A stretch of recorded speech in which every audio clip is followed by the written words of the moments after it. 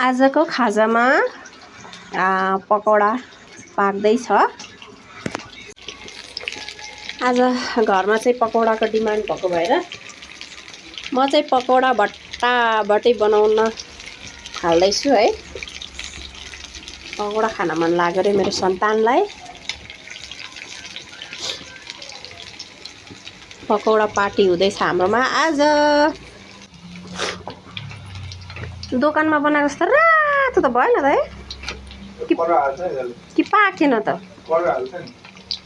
Food colour दोकानमा त कस्तो रातो देख्छु त म त। हाम्रो त सेतो सेतो छ त। लौ त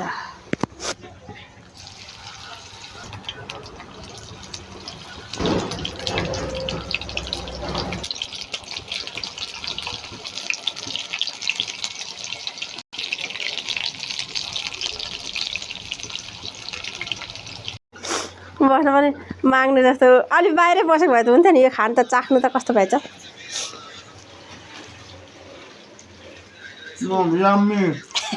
दोकानको जस्तो भएको छ हो ठ्याक्कै कि त्योभन्दा मिठो छैन?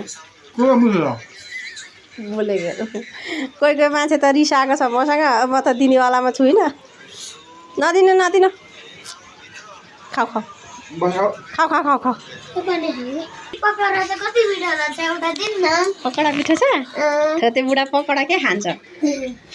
छोते दाँतले पकौडा खान्छ? लाउनुहोस्। कतिवटा लिने? एउटा दुईटा ल पख मामु यसमा दिन्छु नि त है।